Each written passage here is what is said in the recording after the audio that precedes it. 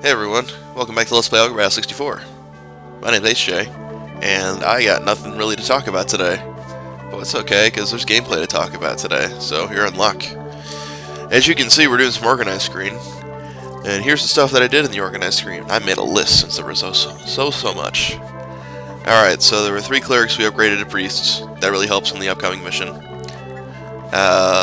7 of the wizards get magician's robes, and the bottom 5 in level get arc wands.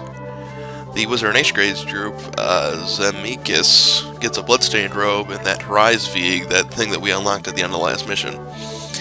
HeeroJay gets boulder mail. The sorceress and HeeroJay group gets a Craig Carry-On, the purple wand thing, and a fur coat.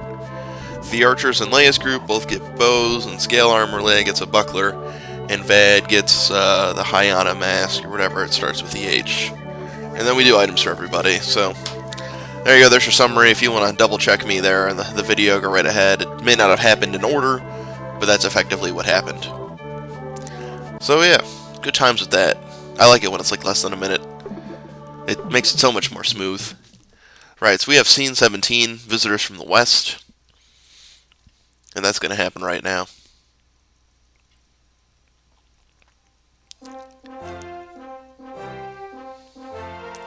Here's the plan. No precursor cutscene, no explanation, it's just, this is what we gotta do. Let's get some. So, looks like we're chilling in the east there, and we gotta go west. Big surprise. And there's, supposedly units approaching from the other side of the plains. He was expecting them to march southward, but something's fishy. This may be a trap. No, he shouldn't make unfounded speculations, but I should be careful. Okay, fine. It may or may not be a trap. That's just something we gotta figure out on our own, I guess. And that's it. There's no precursors to why we're doing this. It's, hey, you gotta do this. I know we need to take the road to the castle, but I mean, I could have just went north and not even done this mission. So, why the hell did I do this mission then?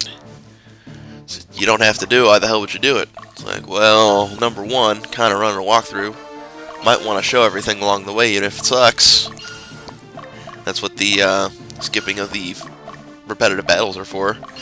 Number two, I needed some experience, so you know, my guys aren't as strong as they could be, so free experience never hurts, right? Number three, there's some cool items along the way, I guess. A couple of things I wanted to pick up, like in the shop, which I'll do in part 2. And it's only 2 parts this time, not 3, so enjoy not having that stupid filler episode. If the missions are short enough, I'll try to do it in 2 parts from now on to save time. Unfortunately, they're 2 longer parts, so advantages, disadvantages, but whatever. And I forgot which number I was on, but the next number involves getting a secret character, and that I will show in part 2. Yes, there is a secret character in this mission, for those of you who don't know, and I'll go into detail on that next time. So, as we march forward here, trying to get the weaker units some XP, and Belinda triggers a cutscene. A small one at that. I finally found you, fools who dare defy our God's will. And that's it. Yeah, so, no real precursor to this, it's just, hey, we're heading west. Let's kill some shit, and steal some shit. Do it. So, yeah, that's pretty much it. And there's gonna be, some strategy along the way a little bit. I can't really, really strategize my movements here, because this mission, in all honesty, wasn't really that difficult. I mean, there were some times where I lost. Nobody died this time. Pretty grateful for that. But, other than that, the upgrade to priests I did on some of the clerics that could turn into priests was, pretty dang useful. I actually spent like a decent, I want to say 15-20 minutes looking at all the characters and all the units. Pedro Flame for no reason. All the characters and all the units to see who could upgrade into what. And the logic behind that was, you know, upgrades help. They make your guys a little bit stronger, but they also like kind of set them into a certain path.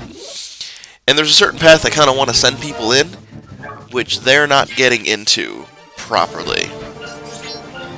Which I'm kind of disappointed in. You can blame me for this. I'm going to blame me for this. but most of my units are actually like lawful, or lawful neutral. And don't get me wrong, there's some cool lawful characters you can get, like all of my stupid fighters that I have in like 4 units are going to all turn into paladins. Paladins are cool, and they're useful, but I don't... It's like... I've always played this game a certain way, right? And I don't know if we've gotten to talk about this in detail yet, but I've always played this game a certain way. And that goes back to the Pokemon theory I mentioned X number of episodes ago. It was like, you know, I would always have like that main unit who would just run around and kick everyone's ass, and then everyone else would be kind of weaker. And you know, the Pokemon theory, you level up your main guy and everybody else can go fuck themselves, kind of thing. But for whatever reason, I decided to do it a little bit differently this time. Mostly for my sake, and to show that it's possible to do other things. I guess, I don't know how everyone else plays this game, everyone has their own strategies and whatever, but I decided, nah, we're gonna have a bunch of useful units all around the same level. Which is great, because I have like pretty much 9 useful units I can send in to attack everybody, and it's good. The problem with that is, though, they're weaker.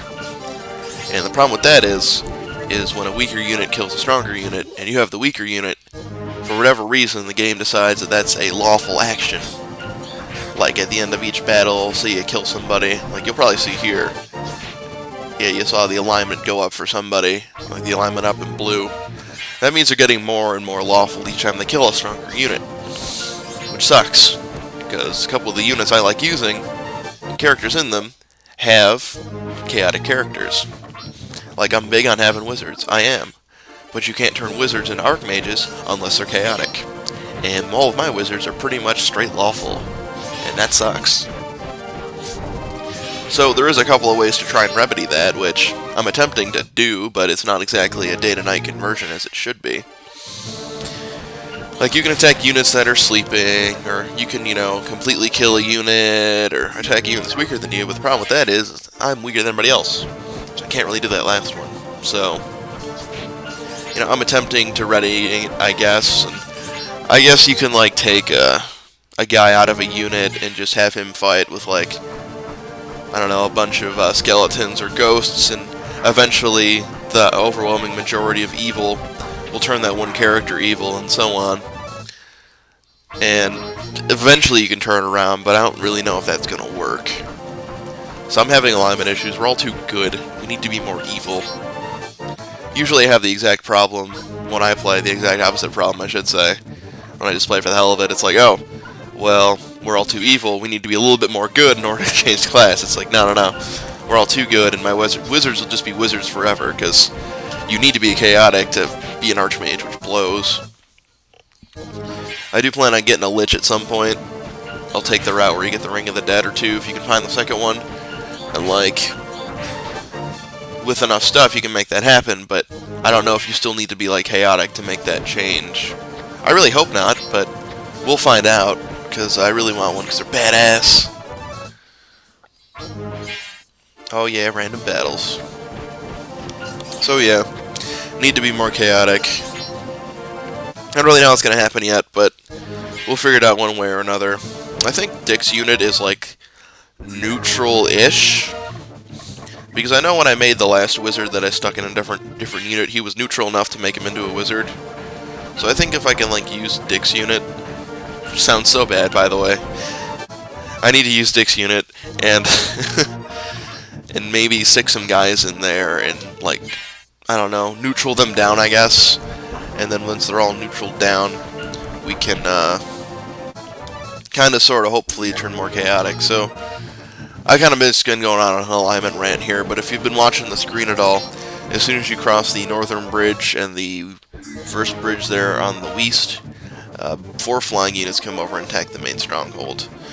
Now, it was a trap. Luckily, I knew that in advance, so I was able to just, like, keep HeeroJay there and just have him fuck some shit up. So it wasn't really a thing for me, but some people get thrown off by that, so, like, I didn't really have a beef, but, you know, you might. I was trying to view the map to see where else I had to go, but, yeah, so, alignment stuff, definitely gotta work on that. Yeah, so I gotta make an addendum to the Lich thing, actually. He needs to be, like, pretty much pure evil, chaotic, in order to make that happen. I looked it up after the fact, and, Turns out he's got to have an alignment from 0 to 30.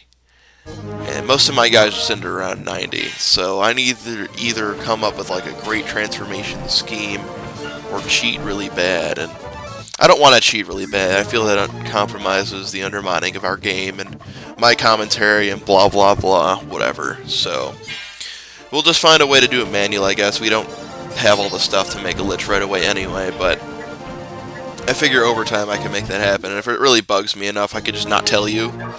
Let's just do it anyway. But I probably won't do that. I want to keep this all legit and what have you. So,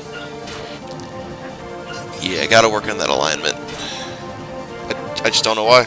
I don't know why I'm so good. I'm not normally like this, I swear. I can be evil, baby. I can change, I promise. I'll get my dick in there and we'll slap some things around, make them all evil and shit. It'll be awesome. Yeah, with this giant club. Oh, dick jokes. The lowest form of comedy yet. It's so funny when you're immature like me. Random Pedro Bane coming through. So yeah, HeeroJay's holding his own back at the main fort from all the trap and stuff. The flying units, yeah, I don't know why they're doing that. Like, everyone knows by now if there's a possibility it'll be a trap. Guess what? It'll be a trap. So, other than that, priest units really came in handy this time. The 3 or 5 heals that they can provide, depending on unit location, is cool. And I'm glad I got to upgrade them finally. So this pretty much wraps up this first part, and you can look forward to part 2 next time, with starting off with talking about the secret character. So I want to thank you guys for watching. We will see you next time on Let's Play Ogre Battle 64.